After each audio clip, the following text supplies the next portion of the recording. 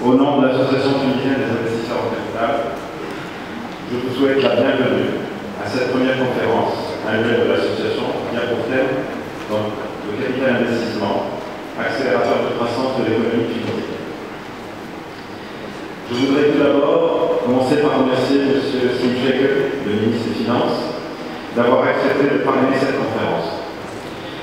Il y a eu malheureusement un empêchement de dernière minute et ce qui a empêché un petit peu de se joindre à nous. Il a chargé Mme Hussein Al-Ghableh, secrétaire d'État, pour le représenter et contribuer aux travaux de notre conférence.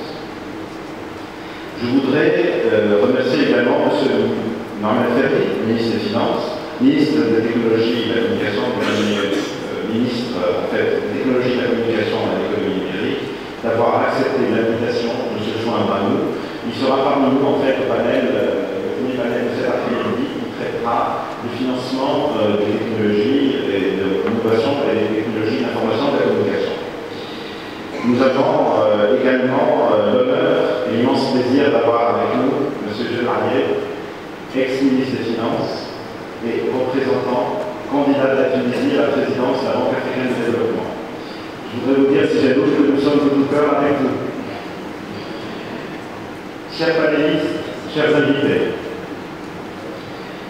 nous sommes réjouis d'avoir une liste impressionnante d'experts du métier, de leaders d'opinion, d'investisseurs institutionnels, d'entrepreneurs et de régulateurs participer à nos panels, soit toutes les parties prenantes en fait de notre métier du capital investissement.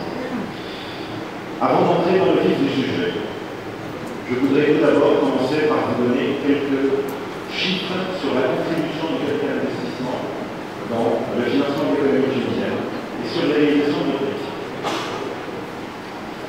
Le volume des investissements réalisés en Tunisie à fin 2014 s'est élevé à 223 millions de dinars, comparé à 260 millions de dinars en 2013, mais à 110 millions de dinars en 2011 et en 2012. En fait, l'explication de cette légère baisse, c'est qu'il y a eu une petite baisse un peu dans le nombre de projets intéressants à la demande de financement en fait, cette année d'élection. Donc c'est ce qui explique un petit peu la baisse des volumes des investissements. En rapportant le volume des investissements réalisés par les membres de l'ADIC au PIB à prix courant, nous arrivons à un ratio qui est donc un taux de pénétration de 0,27%. Ce ratio était de 0,33% en 2013 et 0,13% uniquement en 2011 et en 2012. Nos membres, les membres de l'association, disposent d'un dry powder, c'est-à-dire d'un montant qui est prêt à l'investissement, un volume de fonds prêt à l'investissement de l'ordre de 250 millions de dinars à fin 2014. Donc tout le challenge en fait réside dans l'investissement rapidement de ce montant-là. Et nous sommes confiants que si on arrive à le faire le plus rapidement possible, on pourrait atteindre des taux de pénétration de l'ordre de 0,4 à 0,5% du PIB.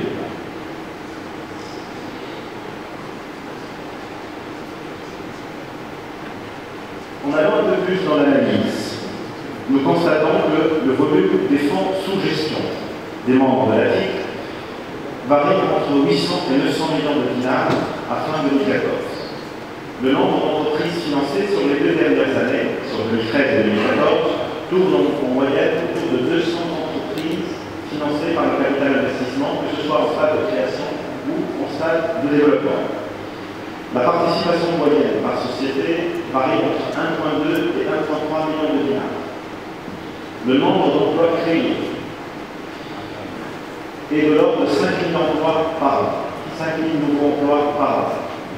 Et puis, la part des investissements qui vont dans les zones de développement régional sont de l'ordre de 50%. Donc 50% des montants investis par les membres de l'association, que ce soit en 2013 ou en 2014, donc c'est un chiffre en fait, c'est un 5% qui a été confirmé en 2014, et de l'ordre de 50%. Ces réalisations sont certes intéressantes, mais malheureusement ne reflètent pas le vrai potentiel du capital investissement dans le financement de l'économie tunisienne. Le capital investissement qui reste un outil indispensable pour le développement des entreprises compétitives, transparentes et viables. les principaux défis à relever pour une meilleure contribution du capital investissement dans le financement de l'économie tunisienne.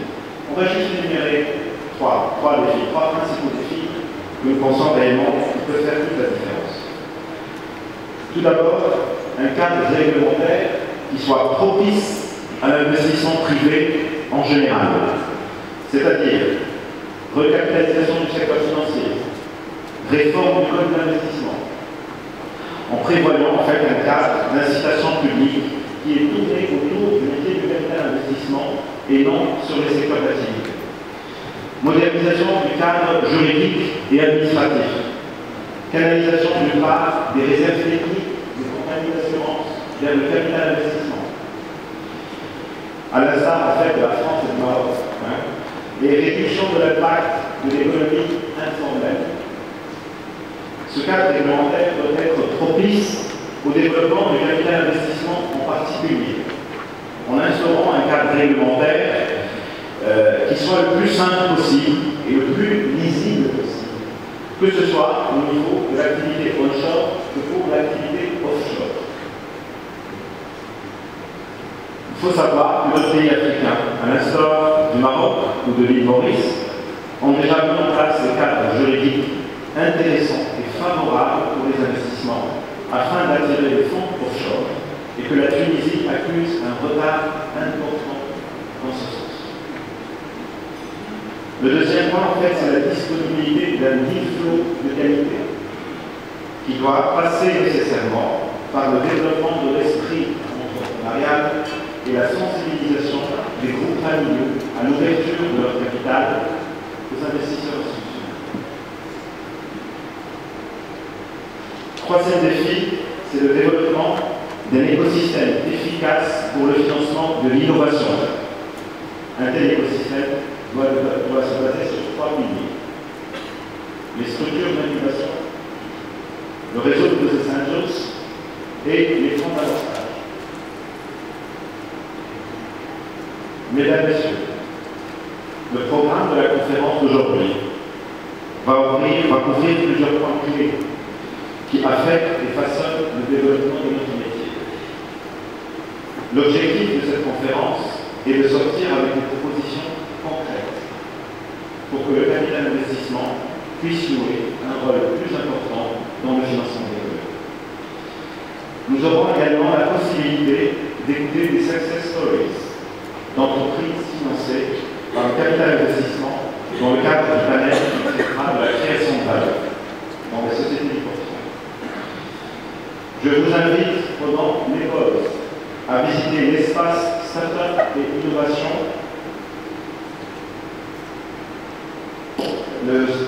donc l'espace Startup et Innovation et rentrer en contact avec des jeunes entrepreneurs qui veulent lancer leur projet et qui sont à la recherche de financement. En fin de journée, nous aurons l'immense plaisir de finir en fait avec une keynote infinie et durant laquelle M. Radek, président de l'Institut de prospective économique du monde méditerranéen, l'IPMED, partagera avec nous sa vision sur quel modèle de développement économique pour la Tunisie. Ce qui nous séparera du cocktail dînatoire auquel vous êtes tous conviés. Avant de vous quitter, je voudrais remercier tous ceux qui ont participé à l'organisation de cet événement. L'équipe de la TIC, à leur tête c'est Akama Géji, l'agence Imagine, le conseil de la TIC, et un remerciement particulier à Zied Ousbeh de l'Afrique West pour sa contribution, ainsi que Mme Salma Valera d'Alternative Capital Partners. Je voudrais remercier nos sponsors, qui, sans eux, en tant qu'association, on aurait eu de la difficulté en fait à organiser cette conférence. Je cite la BIA.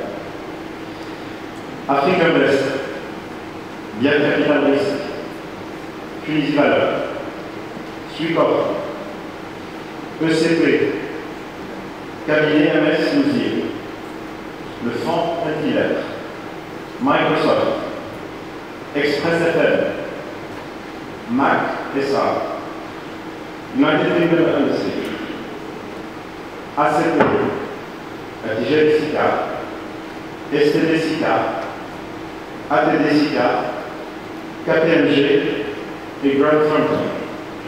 Sans plus tarder, je cède la parole à Madame Hussein Abdian,